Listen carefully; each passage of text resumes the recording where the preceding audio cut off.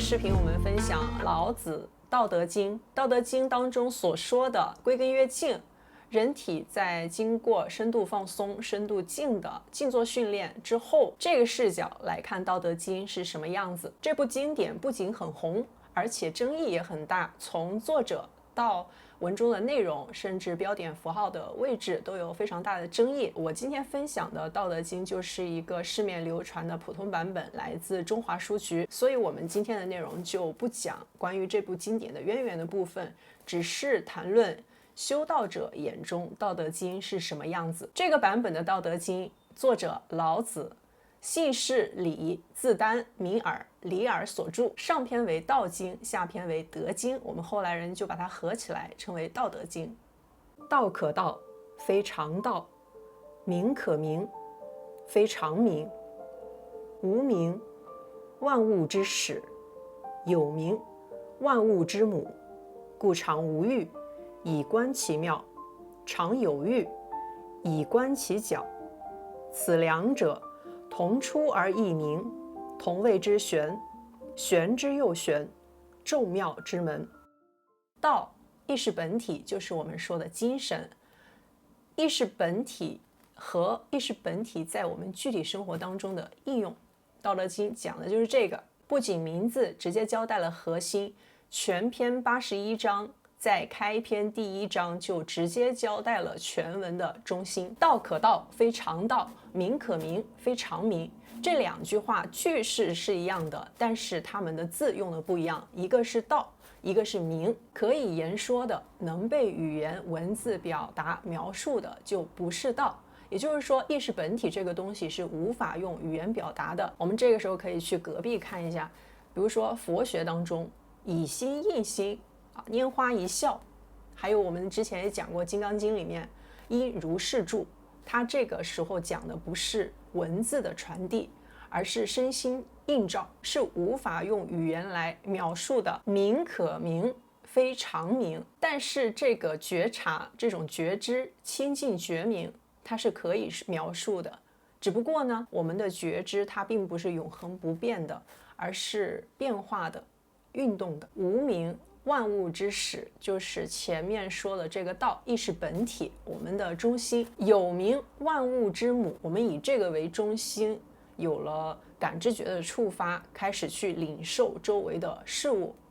对象，通过我们的五官领受各种各样的信息，于是有了各种各样的认知，这个时候就是认识的过程。接着，故常无欲，以观其妙；常有欲，以观其徼。这里还有另外一个断句的版本，就是故常无欲以观其妙，常有欲以观其徼。当我们身心完全安静下来，就能逐渐体验到意识本体，体验到意识本体这种圆融、踏实、开阔、自由的感觉。这个时候呢，其实就是意识直接体验意识本身，来看一看它的奇妙之处。常有欲，有欲了，我们开始有感知觉的触发，开始有各种各样的注意力的抓取。我们的五官就像通道一样，接收来自四面八方的信息，就要看我们注意力的踪迹。这里的徼它有3个意思，一个是边际，做名词用；还有一个呢是追寻、搜寻，可以做动词用；还有第3个是姓氏叫，但是姓氏肯定是不会的。我们通过身心安静下来，能够直接看到感知觉的这种运动轨迹，注意力的方向全部都能看得清楚的时候，就能观其徼，就是能直接看到它的探寻的方式。此两者，同出而异名。道和名，它们的中心源头都是一个，意识本体为中心，有了感知觉的触发，才有了认识的过程。意识本体呢，我们每一个人时时刻刻都在用，从来不会增1分减1分。我们所有五官的领受的源头，这个核心就是意识中心。比如说我们看到石头，看到树，看到一棵树的时候，我看见了，这个是源头直接看的过程，接着才会出现对树的认知，出现对这个树的分别分辨。我们有了这个中心，有了认知的过程，有感知觉的触发，才开始了认识世界的过程。这个就是一切的开始。这个道其实就是意识本体，我们所说的意识清晰度。提升意识清晰度的过程就是修道。意识本身呢，我们每一个人每天都在使用。比如说，我现在正在和朋友聊天，我眼睛看着他，我正在和他对话，然后那边就有一位朋友又给我递了一杯水，我会伸手过去，余光知道，我就谢谢，我就接过来了。然后那边还有一个什么什么人，然后又在叫我，听到了。这种能够多线同时应对，就是意识中心。只有意识这一个中心能够完全的同时控制，不存在说有很多很多个中心，也不存在说有大脑控制，就是意识本体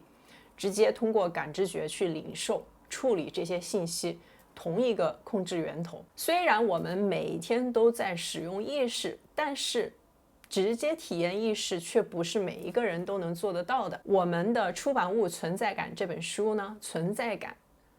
意思其实就是直接体验意识的过程，意识存在本身。开篇第一章就直接点明了中心，所以《道德经》它并不是一个关于什么辩证啊、哲学啊方面的这种说法，它其实讲的就是关于人体意识本体现象的描述，完全是客观的描述，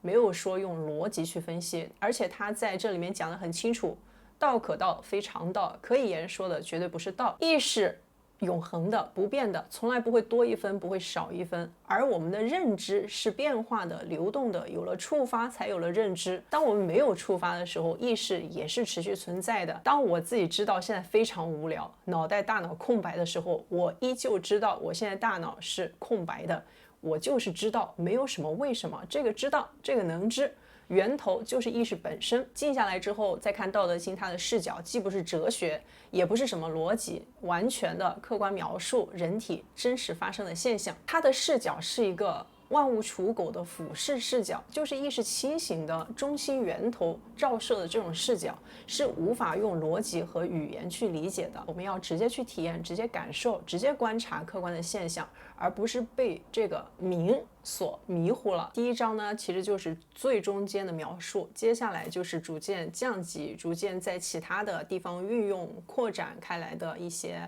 描述了，可能相对更好理解。但是第一章的话才是重中之重，就是要直接去体验意识本体。这个过程，我们日常是体验不到的，因为我们平时关于这种存在感、关于意识本体的体验的模式是通过触发才有，就是比如说要去找一些刺激，我需要通过什么来确认自己存在着，比如说意义，比如说做一些很了不起、让人印象深刻的事情，需要这种触发，哪怕是瞬间，我也能够感受到自己存在着。但是意识本体的直接体验，就是时时刻刻都能直接感受自己存在，不需要再通过外物的刺激。这一点才是《道德经》当中最精妙的地方。把《道德经》当成哲学来看，就是中国人特有的傻气。我们其实更应该把它当成一个，怎么讲呢？生活方式博主吧，把老子当成生活方式博主也好，或者是精神导师，跟他学习这一套归根约静的身心训练的方法，然后直接去体验道的本体，看看道的本体能够对我们的生活造成什么样的正向的影响。好了，今天这个第一章的核心就讲这么多，下一章呢，我们就讲天下皆知美之为美。我们从意识直接体验到觉察升起，有了感知觉的体验之后，有了分别，有了分辨，我们来看一下什么是美，什么是善和恶，这个又是什么情况。